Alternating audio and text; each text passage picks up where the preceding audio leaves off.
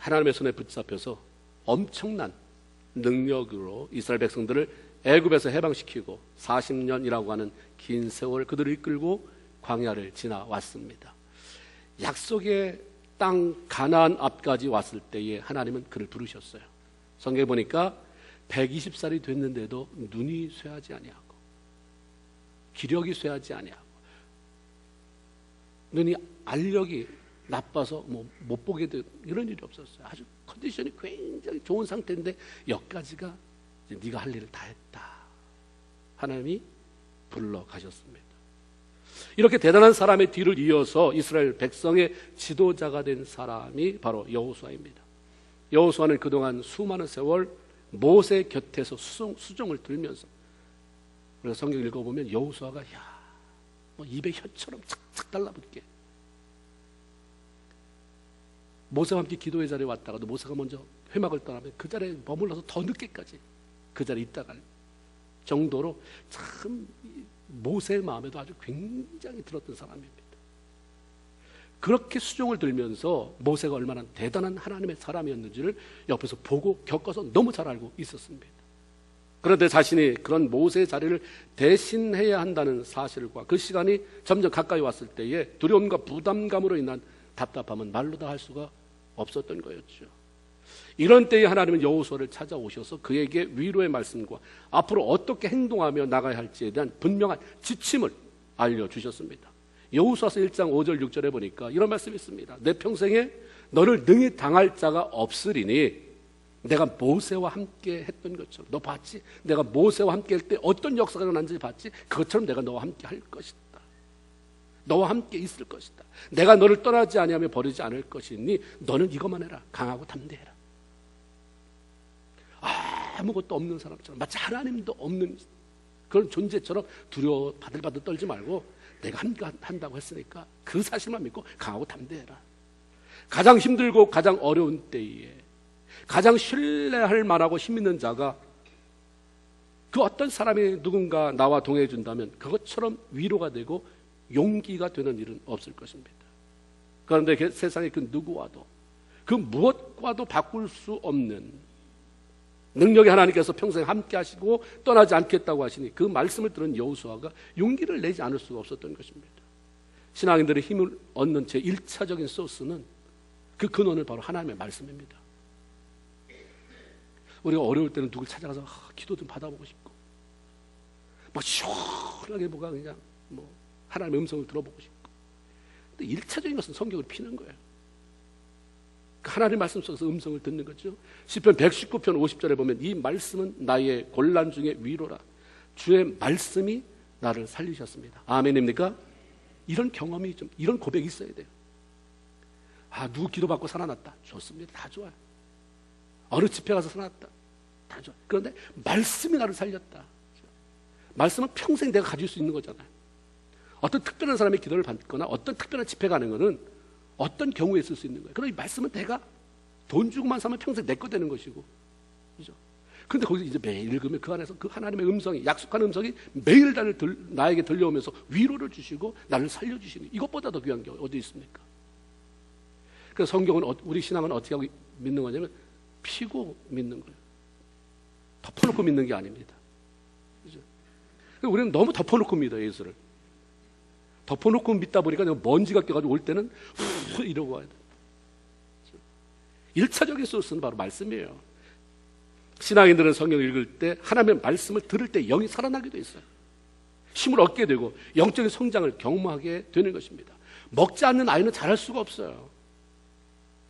교회에 나오지만 성경을 읽지도 않고 말씀을 듣지 않으면 성장할 수가 없고 무기력증에 걸릴 수밖에 없는 것입니다.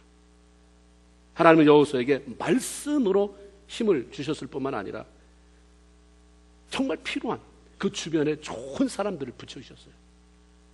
하나님이 하시는 일 가운데 말씀을 통해서 먼저 감동을 줘요. 도대체 하나님이 그 일을 어떻게 하실까? 그러면 그 감동 주신 것, 그 약속을 이루어 나갈 수 있는 그 동반자, 동역자, 아니면 그런 조력자, 사람을 붙여준다고 하는 거예요. 사람은 굉장히 중요해요. 나만 장군이 문둥병으로 해서 고생했잖아요. 방법이 없어요. 해결이 없어요. 근데 그거 어디서 찾았습니까? 사람에게서 찾았어요. 그것도 어떤 것입니까? 자기가 이스라엘을 침략해서 종으로 잡은 계집종이라고 돼 있어. 어린아이. 그 자기 부인 수발드르라고 준 그 계집종이 그 키를 가지고 있었던 거예요. 우리 주인이 사마리아에 가서 선지자 만나면 병이 날 텐데. 다시 말하면 주변에 있는 사람은 무시할 사람이 하나도 있다 없다. 없다는 얘기. 다 소중한 사람이에요. 누구를 통해서 하나님이 나를 깨닫게 하고 누구를 통해서 하나님이 사람을 연결시켜 주실지 모르는 거예요.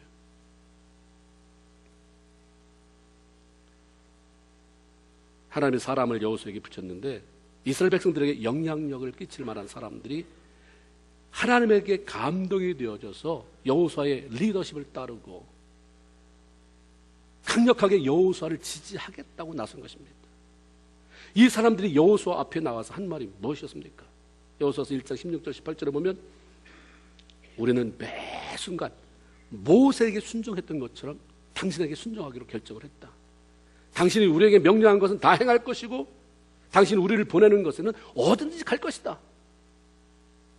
또 하나는 누구든지 당신의 명령을 거역하면 당신의 말씀을 순종하지 않으면 우리가 나서 처리해 주겠다.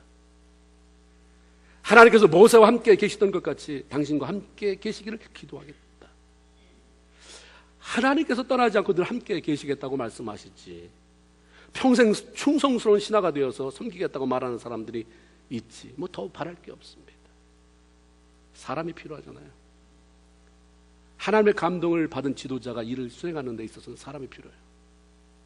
김충근 목사 장로님이라고 하는 분이 자마를 했는데 그분이 그런 간증을 해요. 너무 자기가 하나님 앞에 은혜를 받아서 이제 목회자 리더십 편에 서서 일하겠다고 말하고 했더니 그 교회 다른 분들이 그러더래요. 넌 간신이다 그러더래요. 그래서 자기가 나와서 아주 공예배 공식적으로 나는 평생 간신되기로 했습니다. 어떤 사람을 위해서가 아니라 하나님이 기뻐하는 일에 내가 동참하기 위해서 간신되기로 했습니다. 그 사람이 어떻게 됐어요? 지금 대단한 영향력을 끼치잖아요. 사람 때문이 아니라 하나님이 하시는 일이니까 동참하겠다는 얘기죠. 이런 사람이 필요한 거예요. 하나님이 감동 주고 일은 도깨비 방망이 흔들어 하는 게 아니에요. 비전을 주고 그 비전을 실행하는 데는 사람을 모아주시는 것입니다. 하나님의 축복 가운데 하나는 주변에 좋은 사람을 붙여주셔서 더불어 하나님의 영광을 위해 아름다운 작품을 만들어가게 하시는 것입니다. 하나님의 영광을 위해서 일하고 싶은 의욕으로 충만해진 여호수아가 백성들을 이끌고 가나안 땅을 공격해 들어가면서 첫 번째 마주친 장애물이 바로 요단강입니다. 마침내 그때가 헐몬산이라고 하는 아주 굉장히 높은 산, 만년설이 녹아내리면서 요단강 물이 차고 넘치던 때라 200만 명이나 된다고 추산되어지는 이스라엘 백성들을 데리고 건넌다고 하는 것은 감히 상상도 할 수 없는 불가능한 일이었습니다. 하나님의 약속의 땅 가나안으로 들어가기 위해서는 반드시 건너야 하지만 현실적으로는 전혀 가능성이 없는 요단강, 그 앞에서 무기력해질 수밖에 없는 거죠. 그런 상황 속에서 하나님은 자신이 약속한 것을 신실하게 이행하셨어요. 함께 하셔서 요단이 갈라지는 기적을 보여주신 거죠.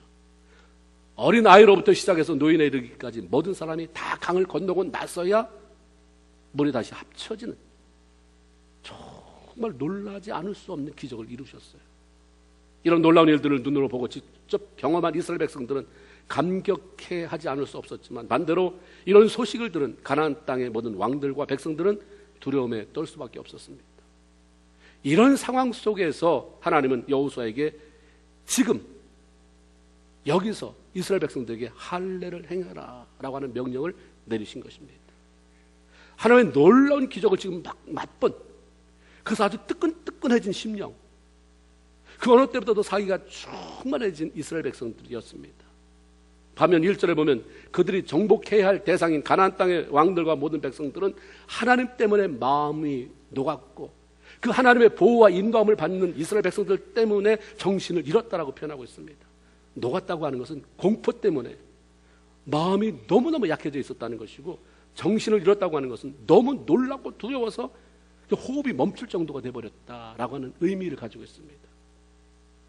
이것은 당시 가나안 사람들이 얼마나 사기가 땅에 떨어졌는지, 얼마나 절망적인 상황이 되어 있었는지를 알려줍니다.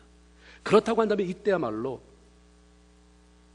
특별한 군사훈련도 받지 않은 이스라엘 백성들, 400년이 넘게 종살이나 하다가 겨우 해방된 이스라엘 백성들이 그들을 공격해 들어가기에는 최고의 기회라고 하는 것은 말할 수도 없는 거예요. 그런데 하나님은 이런 상황 속에 리듬을 딱 깨트려요. 막 이렇게 뻗어나가는, 잠깐 그러면서 할례를 행해라 라고 하는 전혀 예상치 못한 명령을 내리신 것입니다.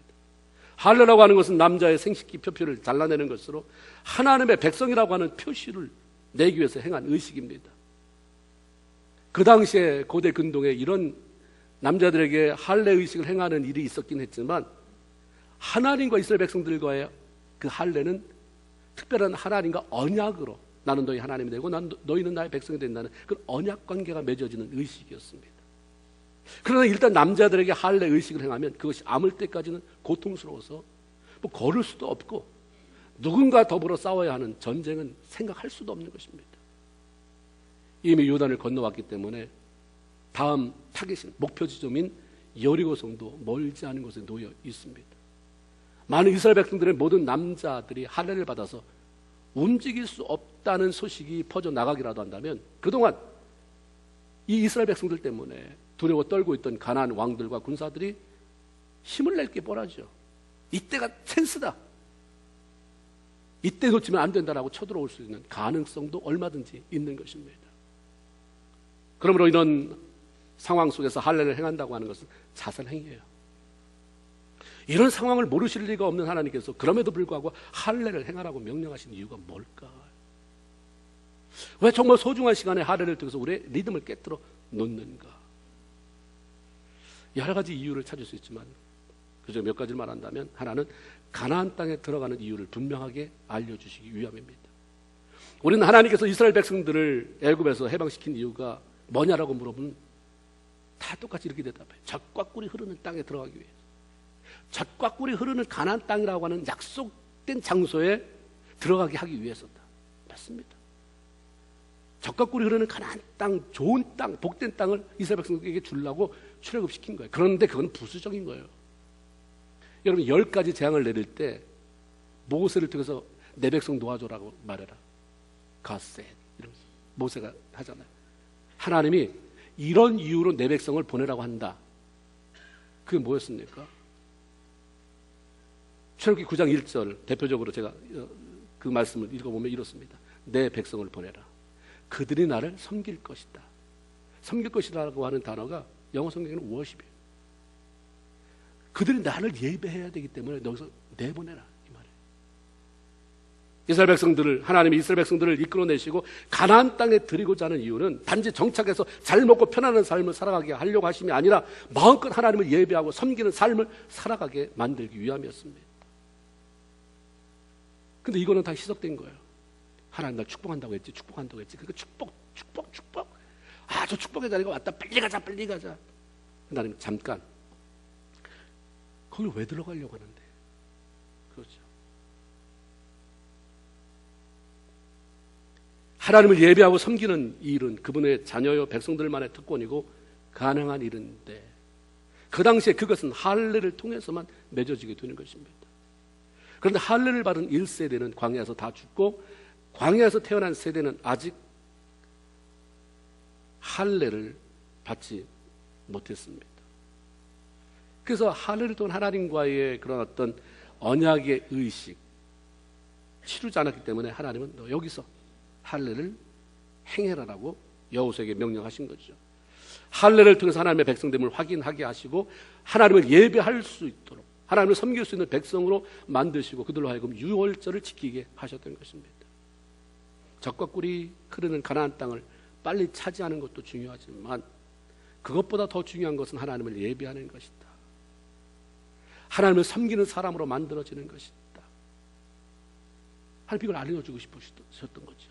내가 준다고 했으니까 내가 그런 약속을 변기하는 하나님이냐? 하나님은 인생이 아니시니 시건치 않으시고 쓸데없는 말 안 하신다 했죠. 시건치 않으시고 인자가 아니시니 후회가 없다 해놓고 아 내가 잘못됐다 이런 말 안 하시는 분이라는 거예요. 준다고 하는 걸 언제부터 했냐 벌써. 아브라함 때부터 시작해서 아브라함, 이삭, 야곱 훨씬 더 지난 때까지 끊임없이 이 얘기를 했는데 지금 와서 아 그건 내가 농담이고 이렇게 말하실 분이 아닌 거예요. 내가 준다고 했으니까 주는데 거기 들어가는 목적은 더 분명히 하고 가자 이거죠. 그거 연연하지 마라. 내가 준다고 했으니까 복복복 하지 말고 왜 들어가야 되는지, 들어가면 어떻게 해야 되는지, 어떻게 예배자로서의 삶을 살아가게 될 것인지를 먼저 좀 정비하고 가자. 이걸 알려주시는 것이고, 또 하나는 어떤 상황 속에서 할례보다 더한 일을 해도 하나님이 하라고 하는 일을 하면 하나님이 보호하신다는 것을 알려주고 싶으신 거예요. 사무엘상 7장에 보면 선지자 사무엘이 이스라엘 백성들에게 회개를 촉구하면서 미스바 집회를 선포합니다. 지금 상황이 뒤숭숭해요. 정치적인 상황이. 근데 사무엘은 전쟁이 주님의 손에 있잖아요. 그러니까 뒤숭숭한 상황 바라보지 말고 그냥 모이자, 우리가 함께 모이자. 개별적인 뭐 힘든 상황, 뭐 사업이 힘든데, 직장이 힘든데 다 힘들지만 모이자, 모여서 예배하자. 한 자리에 모였습니다. 아니나 다를까 블레셋 군대가 이 소식을 어떻게 듣고 도간에 든 주다. 아주 알아서 한 군데 다 모아주네. 그리고 전쟁 준비도 아니라며 예배 드리러 갔다며 포위한 거죠. 어때요? 하나님이 보호하시잖아요. 어떻게 보호하셨어요? 성경에 보니까 우레, 심한 천둥과 번개가 치면서 얼마나 컸으면 혼비백산이에요. 탁 놀라서 알아서 자진해서 도망가 버려. 그래서 크게 패하고 크게 승리하게 하고, 배르고 준비하고 전쟁 준비하고 온 자들은 싸워보지도 않는데 그냥 혼비백산해서 패하고 도망가고, 전쟁 준비 하나도 안 하고 그냥 하나님을 예배하러 온 자들은 도대체 무슨 영문인지도 모르는데 이겼어요. 가나안 땅에 들어가는 것에만 신경 쓰다가 예배하는 것, 하나님을 섬기는 것을 잃어버리는 것을 다 잃어버리는 어리석은 짓을 하는 것입니다. 하나님께서 우리를 위기 속에서 건져주시고 우리의 삶을 더 복된 길로 이끌어주시는 이유는 우리로 하여금 하나님을 더 잘 섬기고 하나님을 영화롭게 하며 살게 하기 위함입니다. 내가 너한테 왜 가나안을 줘야 되는데, 네 사업을 왜 잘되게 해줘야 되는데, 네가 요구하는 걸 왜 들어줘야 되는데,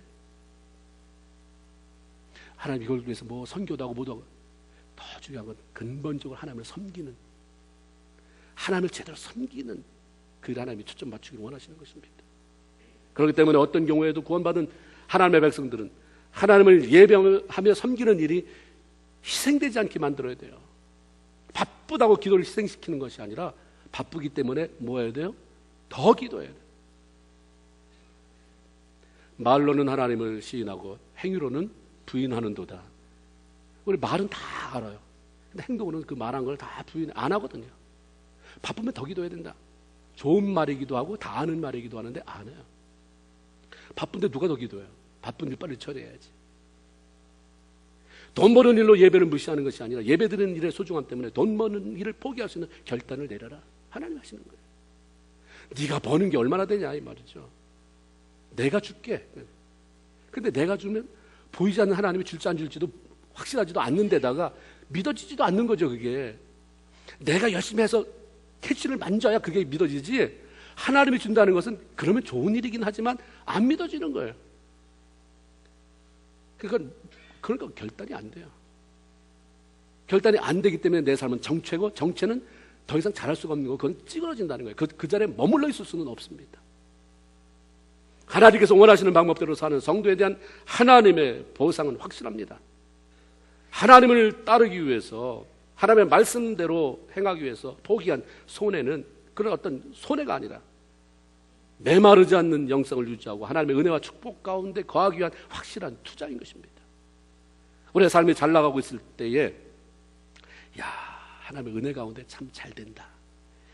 내가 조금만 더, 하나님 조금만 더 도와주세요. 조금만 더 하면 이제 빚 다 갚고, 조금만 더 하면 내 삶의 기반 마련할 것 같고, 조금만 더 하면 우리 애들이 많은데 그동안 집 때문에 참 고생했는데 조금 더 방이 많은 데로 이사 갈 것 같습니다. 라는 식의 하나님이 제동을 거시는 경우 많습니다. 그런 경우가 생기면 하나님이 이렇게 말씀하시는 건지를 알아야 돼요. 네가 왜 이 일에 정신없이 매달리고 있느냐. 기도하는 것까지 포기하면서, 예배 드리는 것까지 포기하면서 내가 왜 이 일에 매달리고 있는데 그거에 대한 대답 좀 나한테 좀 들려줘라. 그 사람이 그 기회를 주는 거예요. 잠깐 그 기회를 주시는 거죠. 그리고 동시에 제대로 하나님을 예배하며 섬기는 자로 만드시기 원하는 하나님의 의도가 있기 때문이라는 사실을 알고 삶의 방법과 방향을 바꾸어야 하는 것입니다. 하나님 우선으로 살아가면 하나님이 지키시고 내가 애쓰는 것보다 더 좋은 열매를 거두시는 것을 경험하게 되는 것입니다. 믿음이 없는 사람은 그렇다고 치지만 오래 예수를 믿어왔다며, 당신은 이런 직분을 가지고 있다며, 하나님 누구보다도 사랑한다며, 그런 사람의 본을 보여야 되는 거예요. 저분이 하는 건 확실하다. 저분이 하니까, 저렇게 사니까 하나님이 저렇게 축복하시는구나. 저게 정석이구나. 말씀대로 산다는 게 저렇게 사는 거구나. 샘플이 필요한 거죠. 누가 그러더라고요. 컴퓨터를 배우는 가장 좋은 방법은 책을 읽는 게 아니라 컴퓨터를 잘하는 사람한테 배우는 거래요. 쓸데없이 너무나도 설명을 많이 했기 때문에 그거 말고 그냥 물어보면 된다는 거예요. 아이들이 배우는 것은 교과서를 통해 배우는 게 아니라 부모의 삶을 통해서 배우는 것입니다.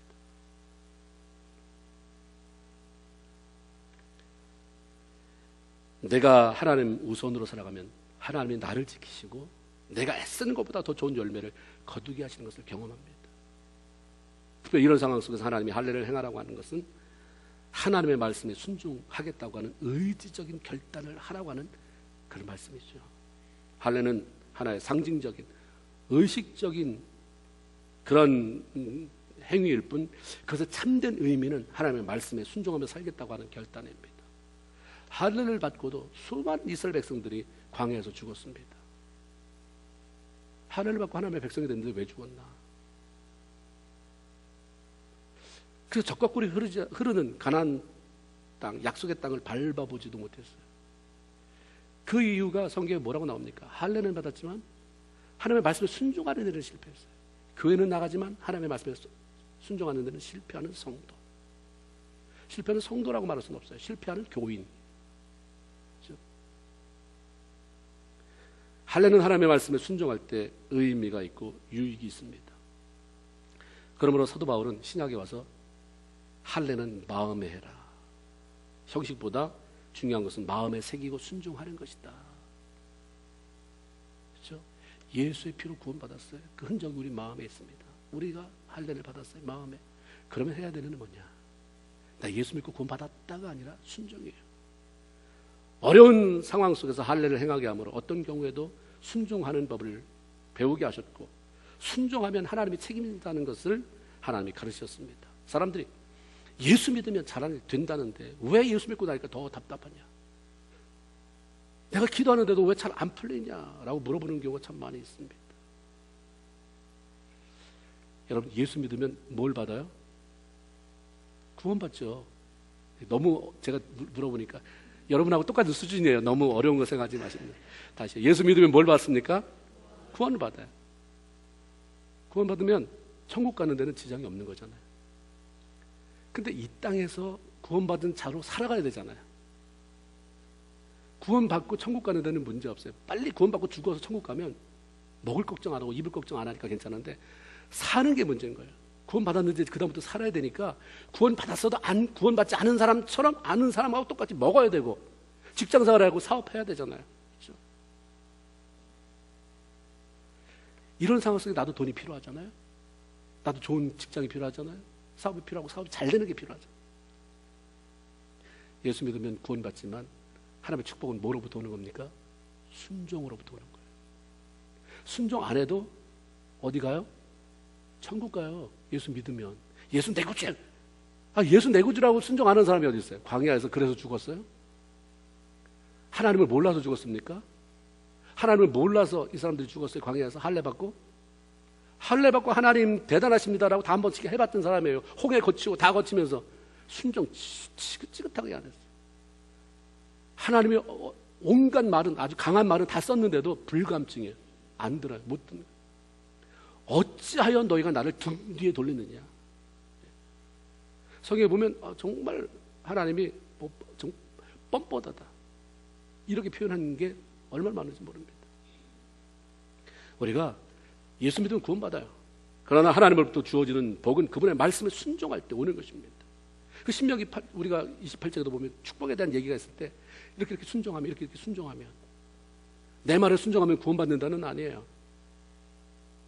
예수 믿고 예수가 내 삶의 주인이다라고 말하면 구원받지만, 순종할 때 복이 오는 거예요. 순종은 내가 원하는 것을 내 방법대로 하는 것이 아니라 하나님께서 원하시는 것을 하나님께서 원하시는 방법대로 이루어 드리는 거죠. 마가복음 10장에 보면 어떤 사람이 예수님을 찾아와서 선생님, 어떻게 해야 내가 영생을 얻을 수 있겠습니까? 라고 묻습니다. 이미 하나님은 그 사람의 의도를 다 딱 읽었어요. 그래서 아주 기본적인 것으로부터 시작합니다. 그래? 간음하지 말아라. 도적질하지 마. 거짓말하고 살지 마. 남 속여가면서 뭘 뺏지 말아라.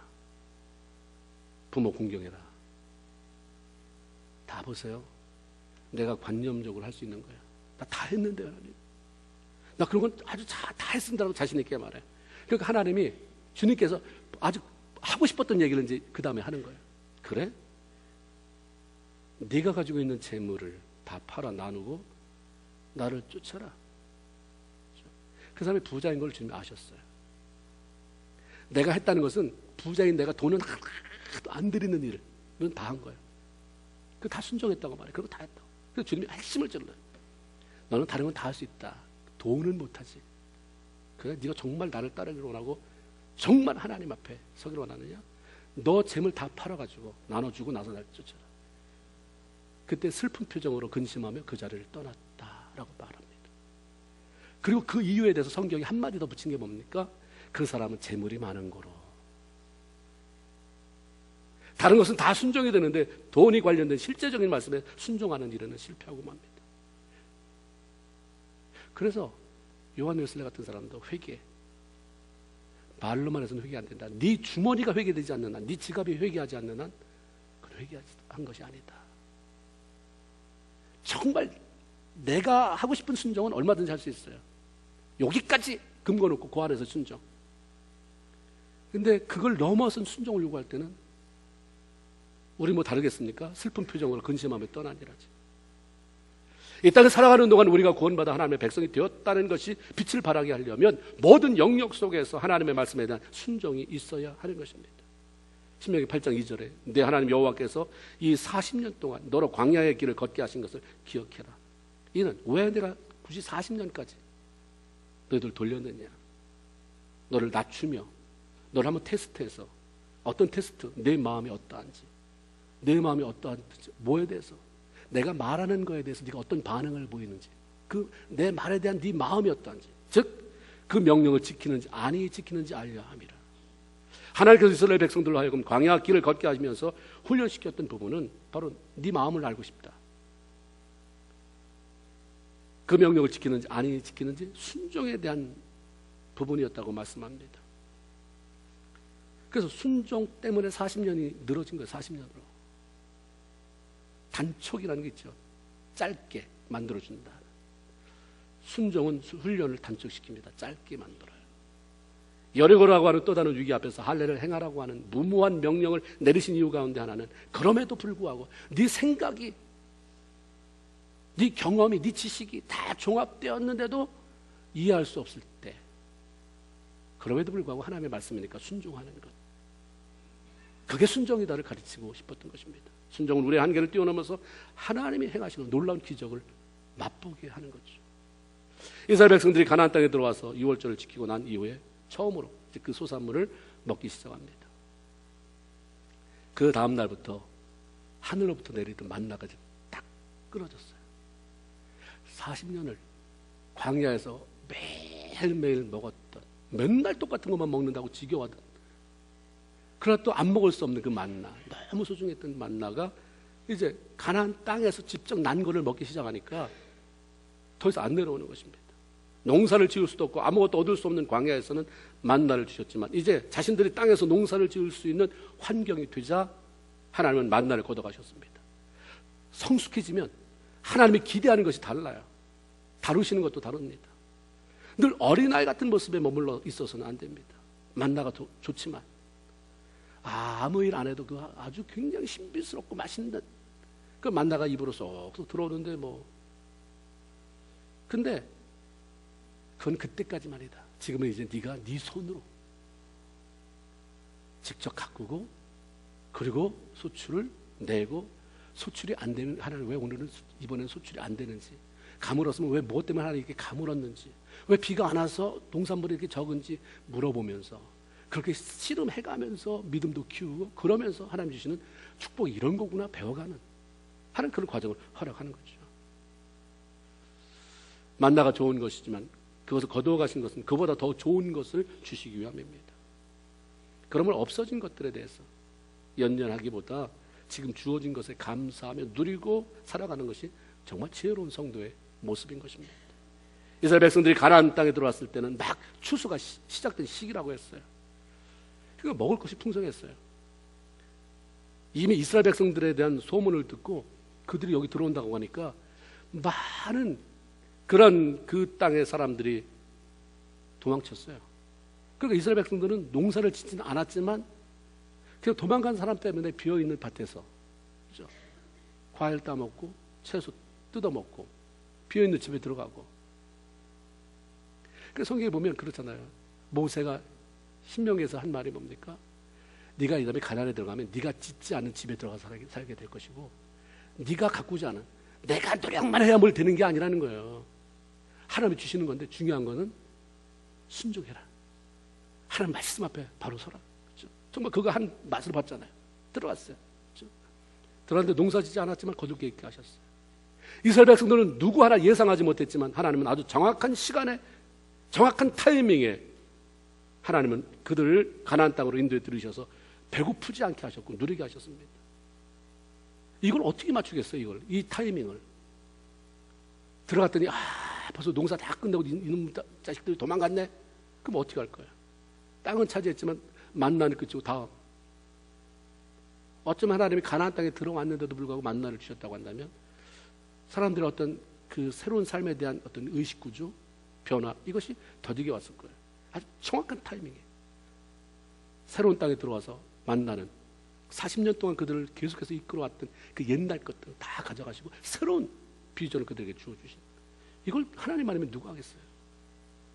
하나님은 우리의 삶 전체를 계획하시고 인도하신 분입니다. 그러면 그 하나님을 섬기는 성도들에게 필요한 것은 하나님을 믿고 따라합시다. 순종과 신뢰. 이게 없으면 신앙 안에서 유익이 없습니다. 교회는 다닐 수 있어요. 간간히 교회는 다닐 수 있지만 겨우겨우 교회에 붙어 있을 수는 있지만 순종과 신뢰가 없으면 정말 하나님이 일하시는 것을 맛볼 수가 없어요. 죽지 않는 하나님, 지금도 여전히 나는 산자의 하나님이라고 말씀하시는 그 하나님의 놀라운 역사를 지금 맛볼 수가 없는 거죠. 우리의 삶의 주인이 내가 아니라 하나님이시라고 하는 사실을 확신한다면 어떤 상황 속에서도 원망하지 않고 기다릴 수 있게 되고 주어진 현실을 감사하며 살아갈 수가 있게 되는 것입니다. 나보다 크고 위대하신 하나님께서 이미 나에 대한 너무도 분명한 계획을 가지고 계시고 정확한 때에 나의 필요를 채워가실 것을 알기 때문에 그렇게 걱정 안 해요. 그렇게 두려워하지 않습니다. 지금 하나님 다 내 이사정 따라해 봅시다. 이사정 아시죠? 다 같이 시작. 모른다 요놈아 이럴 뿐이 아니에요. 아시는 분 다 알거든요. 다 아는데도 불구하고 그냥 내버려 두는 것은 하나님이 더 큰 계획이 있는 것이죠. 그러니까 징징거리지 말고 그 때를 뭐로 지나가야 되냐면 기쁨과 감사로 지나가야 돼요. 아멘입니까? 아멘이에요. 지나놓고 봐서 이렇게 될 거면 진짜 그때 멋진 믿음 좀 보여줄 걸. 교인들한테도 내가 징징 짜는 모습이 아니라 어려운 때를 어떻게 이렇게 멋지게 지내십니까? 이런 아주 좀 고상한 모습 보여줄 것. 툴레이시에 그때는 지금부터 하세요. 아멘입니까? 지금부터 자기 관리 잘하세요. 주시기는 분명히 주세요. 그때 주어진 거 가지고 아유 그래 뭘 주어지니까 해야 되는구나. 너 그때 어땠는 줄 알아? 이게 아니라 나 몰랐어 그렇게 어려운지. 왜냐하면 늘 네가 기뻐하고 감사하고 살았기 때문에 몰랐지. 여호수아가 여리고에 가까이 이르렀을 때에 한 사람이 칼을 빼들고 자기가 딱 버티고 서 있는 그것을 마주하게 됐습니다. 아직 공식적으로 여호수아가 공격 개시한 거 아니거든요. 다음 타겟이 여리고이긴 했지만 아직 공격에 들어간 건 아닙니다. 여호수아 홀로 여리고 가까이 온 것은 이미 정탐꾼들을 통해서 여리고 성에 대한 정보를 듣기는 했지만 자신이 더 확실히 알아보고 철저히 준비하기 위함이었습니다. 그러는 중에 칼을 빼든 그 장수를 만났으니 얼마나 놀랐겠어요? 그래서 그냥 나온 말이 뭡니까? 너 내 편이냐 적 편이냐. 우리는 늘 이런 생각이 지배적이잖아요. 너 내 편이야 아니면 누구 편이야? 너 김집사 편이야 박집사 편이야? 너 김장군 편에 붙었어 박장군의 편에 붙었어? 뭐 이런 거 너무 웃기는 거예요.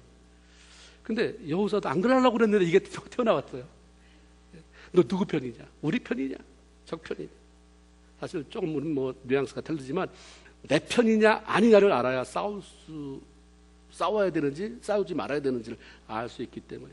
근데 이 사람이 대답한 게 걸적이에요.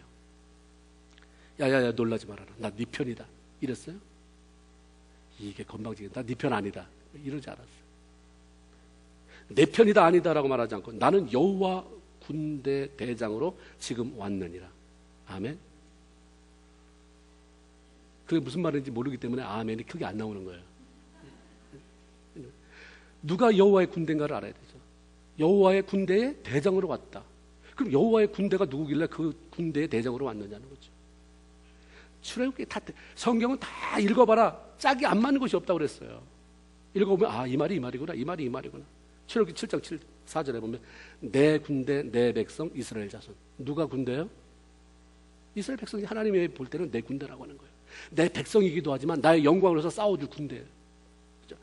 내 백성 내 군대 내 백성 이스라엘. 이게 출애굽기 7장 4절의 말씀이에요. 출애굽기 12장 41절에 보면 430년이 마치는 그날에 여호와의 군대가 다 애굽 땅에서 나왔어요. 430년 종살이 하다가 애굽에서 나온 사람이 누구예요? 이스라엘 백성이에요. 근데 하나님 그들 다 군대라고 보는 거죠. 그러니까 이스라엘 군대의 대장이다 그러면 누구의 대장입니까? 이스라엘 백성의 대장이에요. 칼을 든 사람이 여호와의 군대 대장으로 왔다는 말은 여호수아를 도와주라는 게 네 편이고 아니고가 아니라 너를 도와주고 말고가 아니라 직접 이스라엘 백성들을 이끌고 가기 위해 찾아온 너의 지도자다. 너의 지휘관이다. 할렐루야. 이런 말씀인 것입니다. 그런 의미에서 여호수아가 부지런히 준비하는 것도 필요하지만 지휘관 되시는 하나님을 앞에 세우고 따라가는 것이 가장 중요하다고 하는 사실을 알려준 거죠. 그 말을 듣는 순간 깨닫는 순간 얼마나 놀랐겠어요. 그냥 엎드려요. 이게 여호수아의 또 매력이에요. 밑에 있는 사람은 잘 거느리지만 자기보다 높은 그런 하이어 그런 어서리티에 대해서 자기보다 높은 그 권세에 대해서는 그냥 엎드리는 거죠. 그 말을 듣는 순간 엎드렸다고 그랬어요. 내 편이 되어달라고 할 수가 없고 하나님이 내 편이 되어달라고 말할 수가 없고 나 자신이 하나님 편이 되어야 한다는 사실을 깨달았기 때문에 엎드립니다. 그리고 뭐라고 말해요? 내 주여 종에게 무슨 말씀을 하시느냐니까 내가 어떻게 하기를 원하십니까? 물어보는 거지. 마치 그 부하가 지휘관에게 물어보는 것처럼 그냥 엎드려요. 어떻게 하기를 원하십니까? 하나님 우리의 편이 되어주시기보다 아예 우리 삶의 주인이 되시고 지휘관이 되셔서 우리의 삶을 친히 이끌어 가시고 대신 싸워주기를 원하시는 분인 줄로 믿습니다. 어려운 일을 당하거나 해결해야 할 문제가 있을 때 하나님 날 좀 도와주세요. 내 편이 되어주세요. 이것도 참 잘하는 기도이지만 이것도 안 하는 사람이 있으니까 더 중요한 것은 주님이 내 삶의 주인이십니다. 내게 속해 있는 모든 것이 누구 거예요? 주님 것입니다. 내 것 좀 어떻게 잘 되게 해주세요. 내 사업 좀 잘 되게. 내가 너무 하나님이 하나님의 것을 이 종된 나에게 맡겨주셔서 하는 사업이 참 어려움이 많네요. 하나님이 아버지인데 이 자녀들을 나한테 맡겨주셔서 관리자로 애들을 키우고 있는데 애들이 속을 썩이는데 하나님의 자녀를 내가 어떻게 해야 되나요? 이게 필요하다는 거예요. 하나님은 옆에서 우리를 도와주러 오는 분이 아니라 우리 삶 전체를 리더해 가기를 원하는 지도자로 지휘관으로 주인으로 오시는 줄로 믿습니다. 이걸 아는 게 중요하고 인정하는 게 중요해요. 그래서 그 인정하고 그렇게 따라가는 그것이 이 땅에서 하나님의 백성으로 승리하는 삶의 비결인 것입니다. 하나님은 어떤 상황 속에서 저와 여러분을 유익하게 하시고 가장 좋은 길로 이끄는 분이라고 하는 확신을 가지고 어떤 말씀에도 아멘. 하나님의 말씀은 그리스도 안에서 얼마든지 이해가 되나니 그러므로 너희는 아멘하여 하나님 앞에 영광을 돌려라. 하나님이 하시는 얘기 주님이 약속한 건 다 돼야 해. 그러니까 너희는 그냥 매 순간 뭐 해라? 아멘. 3번 하세요. 시작. 아멘, 아멘, 아멘. 하나님 말씀에 순종하세요. 3번. 지금 3번 하는 타이밍이잖아요. 하나님의 말씀에 순종하시기 바랍니다. 시작. 점층법이 있고 점강법이 있어요. 점강은 점점 약해지는 거고 점층은 점점 올라가는 거예요. 무슨 말이에요? 점점 세게 해야 돼요. 아멘을 세게 맞춰야 돼요. 3번째. 다시 한번 시작. 그래도 손은 올라가는 사람은 없네. 할렐루야. 예, 다시. 하나님의 말씀에 순종하는 여러분이 되길 주님의 이름으로 축원을 드립니다. 설교 마친 거 아니었거든요. 이거는 지금 연습 중이에요. 우리가 아멘.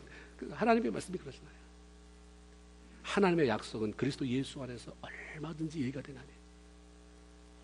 하나님이 왜 들어줘야 되냐면 예수 십자가 때문에 그 믿는 사람에게 예수님 보고 기도 들어주시는 거고 예수님 보고 그 약속 이루어지는 거예요. 예가 되니까 너희는 무조건 아멘하고 살아라.